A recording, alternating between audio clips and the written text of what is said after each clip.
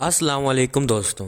आज की वीडियो का मौजू है हज़रत इब्राहीम अलैहिस्सलाम और आतिश नमरूद। खिलत नबूवत से सरफराज होकर हज़रत इब्राहीम अलैहिस्सलाम कई दिन बाद घर तशरीफ़ लाए थे। देखा कि सामने वालिद संग तराशी में मसरूफ़ हैं। वालिद ने गज़बनाक निगाहों से बेटे को घूरते हुए सवाल किया, कहाँ से आ रहे हो? हज़रत इब्राहीम अलैहिस्सलाम ने वालिद का सवाल नज़रअंदाज करके झुक कर एक तराशीदा छोटा सा बुत उठाया और अदब एहतराम से नहायत मोहब्बत से वालिद से मुखातिब हुए। कुरान करीम ने बाप और बेटे के मुकालमे को यूँ बयान फरमाया है, अब्बा जान आप ऐसी चीज़ों को क्यों पूछते हैं जो ना सुने और ना देखें और ना आपके कुछ काम आ सके। अब्बा जान मुझे ऐसा इल्म मिला है जो आपको नहीं मिला, तो मेरे साथ हो जाएं। मैं आपको सीधा राह चलाऊंगा और आप शैतान की पूजा ना कीजिए, बेशक शैतान अल्लाह का नाफरमान है।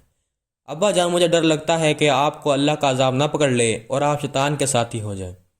बाप ने कहा, ए इब्राहीम, क्या तू मेरे माबूदों से बगरिश्ता है? अगर तू बाज ना आएगा तो मैं तुझे संसार कर दूंगा। जा, हमेशा के लिए मेरी नज़रों से दूर हो जा। हज़रत इब्राहीम अलैहिस्सलाम ने सलाम किया और कहा, मैं आपके लिए अपने परवरदिगार से बख्शिश मांगूंगा, बेशक वो मुझ पर बड़ा मेहरबान है। अभी कुछ ही दिन गुजरे थे कि ईद का त्यौहार आ गया। कौम के लोगों ने हज़रत इब्राहीम अलैहिस्सलाम को भी शहर से बाहर मेले में चलने की दावत दी, लेकिन उन्होंने तबीयत की खराबी कहकर जाने से माजरत कर ली। दर हकीकत वो ऐसे ही किसी मौके की तलाश में थे। चुनाचा जब पूरी कौम मेले में शिरकत करने के लिए चली गई तो हज़रत इब्राहीम अलैहिस्सलाम एक कुल्हाड़ा लेकर बुत खाने में दाखिल हो गए। इनमें से अक्सर उनके बाप अज़र के हाथों से तराशे हुए थे। हज़रत इब्राहीम अलैहिस्सलाम ने तमाम बुतों को तोड़ डाला और आखिर में कुल्हाड़े को बड़े बुत के कांधे पर लटका कर अपने घर आ गए। शाम को जब कौम मेले से वापस आई तो बुत खाने में तबाही का मंजर उनका मुंतज़िर था। कुरान करीम ने इस हवाले से फरमाया है, तर्जमा, कहने लगे, हमारे बुतों के साथ ये सलूक किसने किया? बेशक वो तो जालिमों में से है। लोगों ने कहा कि हमने एक नौजवान को इनका जिक्र करते हुए सुना है, इसका नाम इब्राहीम है। वो बोले कि उसे लेकर लोगों के सामने लाओ ताकि वो गवाह रहें। जब हज़रत इब्राहीम अलैहिस्सलाम आए तो उन्होंने कहा, क्या हमारे माबूदों के साथ ये काम तुमने किया है? इब्राहीम अलैहिस्सलाम ने कहा, ये काम उस बड़े बुत से क्यों नहीं पूछ लेते? अगर ये बोलते हैं तो इनसे पूछ लो। वो सर नीचा करके बोले, तुम जानते हो कि ये बोल नहीं सकते। बुतों को तोड़ने का अमल नमरूद समेत पूरी कौम के लिए नाकाबिले माफ़ी जुर्म था। लिहाजा फैसला किया गया कि हज़रत इब्राहीम अलैहिस्सलाम को आग में डाल दिया जाए ताकि किसी को बुतों की बेहुरमती करने की हिम्मत ना हो। चुनाचा पूरी कौम लकड़ियाँ जमा करने में मसरूफ़ हो गई। यहाँ तक कि अगर कोई बीमार पड़ जाता या किसी का काम ना होता तो मन्नत बांधता कि अगर मुझे शिफा हो गई या मेरा काम हो गया तो मैं इब्राहीम अलैहिस्सलाम को जलाने के लिए लकड़ियों का गट्ठा दूंगा। मुद्दत तक कौम लकड़ियाँ जमा करती रही। जब लकड़ियों का पहाड़ खड़ा हो गया तो एक गहरी खंदक खोदी गई और सारी लकड़ियाँ वहाँ डाल दी गई। कहते हैं कि बहुत गहराई में होने के बावजूद लकड़ियों का पहाड़ आसमान से बातें कर रहा था। जिन जिन लकड़ियों के ढेर में आग लगानी थी उससे पहले शैतान नमरूद के दरबार में पहुंचा और बोला, बादशाह सलामत, जब लकड़ियों के इस पहाड़ में आग लगाई जाएगी तो इसकी तपिश की वजह से कोई इसे करीब ना जा सकेगा। अब हज़रत इब्राहीम अलैहिस्सलाम को आग में कैसे डालेंगे? ये सवाल ना तो नमरूद के जहन में आया था ना उसके मशीरों के। शैतान ने नमरूद को परेशान देखा तो फ़ौरन बोला, तुम परेशान क्यों होते हो? मैं हूं ना, तुम बस ऐसा करो, अपना एक बेहतरीन शख्स मेरे हवाले कर दो, मैं इसे एक ऐसी मशीन बना दूंगा जिससे कभी भी कोई भी चीज़ दूर तक लेके जाया जा सकती है। चुनाचा कौम में से एक बेहतरीन कारीगर को तलाश करके शैतान के हवाले कर दिया गया। इलामा इमालुद्दीन इब्ने कसीर रहमतुल्लाह अलैह तहरीर फरमाते हैं कि जो मशीन बनाई गई उसे मंजनीक का नाम दिया गया। संगबारी की ये दस्ती मशीन एक मकाम पर खड़ी कर दी गई। मंजनीक बनाने वाले शख्स का नाम हैज़न था। वो दुनिया का पहला इंसान था जिसने मंजनीक बनाई, जिसकी बदाश में अल्लाह ताला ने उसे ज़मीन में धंसा दिया और वो क़यामत तक ज़मीन में ही धंसा रहेगा। तारीख़ी रवायात में है कि शहर के लोग कई माह तक मैदान में लकड़ियाँ जमा करते रहे। दरअसल कौम नमरूद लकड़ियाँ जमा करने का काम अपने बातिल नमरूद की खुशनुदी के लिए कर रही थी ताकि पत्थर के वो सब माबूद नाराज़ी ख़त्म कर दें और हज़रत इब्राहीम अलैहिस्सलाम के हाथों होने वाले नुकसान की तलाफ़ी हो सके। लकड़ियाँ जमा करने के बाद 7 दिन और रात पूरी कौम इसमें आग लगा कर इसे भड़काती रही, यहाँ तक कि इसके शोले फ़िज़ा में आसमानों तक चले गए कि अगर कोई परिंदा इस पर से गुजरता तो जल जाए। आग अपने गैज़ व गज़ब के साथ भड़क रही थी। अल्लाह खलील को मोटी रस्सियों में जकड़ कर मंजनीक के पलड़े में बिठा दिया गया। इबलीस के मकरूदा चेहरे पर शैतानी मुस्कुराहट थी। वो भेस बदल कर इस पूरे अमल की निगरानी कर रहा था। जिस वक्त पैगम्बर खुदा मंजनीक के ज़रिए आग के इस खौफनाक समंदर में डाले जाने वाले थे, اس وقت ملائکہ سمیت زمین و آسمان کی سب مخلوقات چینک اٹھی، یا رب تیرے خلیل پر کیا قیامت گزر رہی ہے۔ رب تعالیٰ نے فرمایا جاؤ، اگر مدد کر سکتے ہو تو کرو۔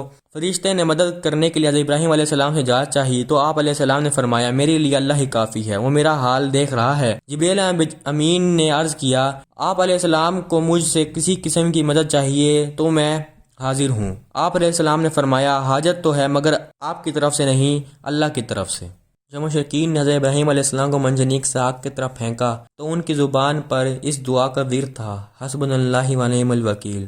ترجمہ ہمیں اللہ ہی کافی ہے اور وہ بہترین کارساز ہے۔ حضرت ابو ہریرہ رضی اللہ تعالیٰ عنہ سے مروی ہے کہ حضرت صلی اللہ علیہ وآلہ وسلم نے فرمایا جب حضرت ابراہیم علیہ السلام کو آگ میں ڈالا گیا تو انہوں نے کہا اے میرے اللہ تو آسمان میں تنہا ہے اور میں زمین میں تیری بات کرنے والا تنہا ہوں۔ ارشاد باری تعالیٰ ہے کہ اور ہم نے حکم دیا اے آگ ٹھنڈی پڑ جاؤ، ابراہیم علیہ السلام کے لیے سلامتی والی بن جا۔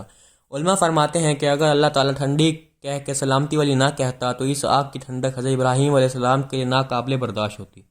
بہرحال یہ ایک بڑا معجزہ ہے جو آسمان سے باتیں کرتی ہوئی دیکھتی بھڑکتی آگ کو گلزار بنانے کی صورت میں حضرت ابراہیم علیہ السلام کی معیشت سے ظاہر ہوا، اور اس طرح اللہ نے اپنے نبی علیہ السلام مشرکین کی شیطانی سازشوں سے محفوظ ہے۔ علامہ بن کثیر قصص الانبیاء میں تحریر کرتے ہیں کہ ابن عباس رضی اللہ تعالیٰ عنہ اور سعید بن مسیب سے مروی ہے کہ جس وقت حضرت ابراہیم علیہ السلام کو آگ کا سپرد کیا جا رہا تھا اس وقت بارش برسانے والا فرشتہ سخت اضطراب اور پریشانی کے عالم میں رہ گیا، کب مجھے حکم ملے اور میں موسلادھار بارش برساؤں، لیکن اللہ کا حکم اس کی سوچ سے بھی زیادہ تھا۔ اللہ نے خود ہی آگ کو حکم فرما دیا۔ ان نازک لمحات میں حضرت جبرائیل علیہ السلام ان کے ساتھ تھے اور آپ کی پیشانی کا پسینہ پہنچ رہے تھے۔ اس پسینے کے علاوہ کوئی اور تکلیف آپ علیہ السلام کو نہ پہنچی۔ حضرت کعب بن احبار بیان فرماتے ہیں کہ جس روز حضرت ابراہیم علیہ السلام کو آتش نمرود کے سپرد کیا جاتا اس روز آگ سے تپش و گرمائش ختم کر دی جاتی تھی، جس کی بنا پر نہ لوگوں کے چولہے گرم ہو سکے اور نہ ہی آگ سے کوئی کام لیا جا سکتا۔ حضرت کعب رضی اللہ تعالیٰ نے مزید فرمایا کہ اس روز آگ نے حضرت ابراہیم علیہ السلام سے بندھی ہوئی رسی کے علاوہ کچھ اور نہ جلایا۔ حضرت صدی رحمۃ اللہ علیہ فرماتے ہیں کہ حضرت ابراہیم علیہ السلام کے ساتھ سایہ کرنے والا فرشتہ بھی تھا اور 1 میل تک سایہ ٹھنڈک اور سلامتی تھی اور سرسبز باغ گل و گلزار بن گیا تھا، جبکہ آس پاس آگ اپنے شعلوں اور شراروں کے ساتھ بھڑک رہی تھی اور لوگ حضرت ابراہیم علیہ السلام کی طرف دیکھ رہے تھے۔ حضرت ابو ہریرہ رضی اللہ تعالیٰ سے مروی ہے کہ حضرت ابراہیم علیہ السلام کے والد کے کہے ہوئے کلمات میں سب سے اچھے کلمات وہ ہیں جو عزر نے اپنے بیٹے کو آگ کے اندر اس حالات میں دیکھا۔ ترجمہ اے ابراہیم تیرا پروردگار بہترین پروردگار ہے۔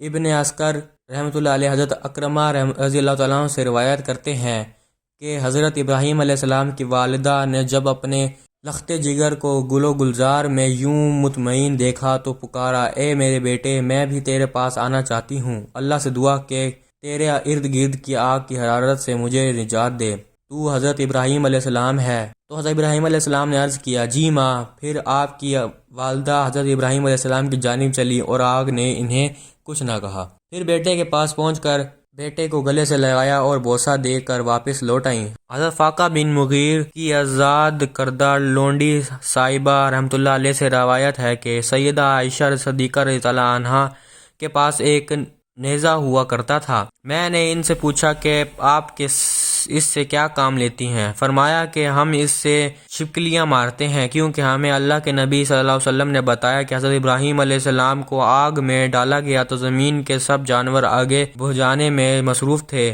سوائے چھپکلی کے۔ وہ آگ تیز کرنے کے لیے پھونکے مار رہی تھی، چنانچہ حضور صلی اللہ علیہ وسلم اسے مارنے کا حکم دیتے ہیں۔ یہ نوجوان حضرت ابراہیم علیہ السلام کا اپنے اللہ پر کامل ایمان و یقین تھا کہ صرف ایک اکیلا شخص باطل کی طاغوتی کارتونوں کے مقابلے استقامت کا پہاڑ بن کر کھڑا ہو گیا، اور جب قوم نمرود نے آگ کے بھڑکتے سمندر میں پھینکا تو لبوں پر تھا حسبنا اللہ و نعم الوکیل۔ آج 58 مسلم ممالک اور 2.5 ارب سے زیادہ مسلمانوں کے پاس دنیا کی ہر نعمت وافر مقدار میں موجود ہے بشمول ایٹمی قوت کے، لیکن اگر کسی کی چیز کی کمی ہے تو وہ ہے ایمان و یقین کی، اور صرف اس ایک محرومی نے امت مسلمہ کو دنیا بھر میں ذلیل و خوار کر رکھا ہے۔ علامہ اقبال نے سالوں پہلے فرمایا تھا آج بھی ہو جو ابراہیم کا ایمان پیدا، آگ کر سکتی ہے انداز گلستان پیدا۔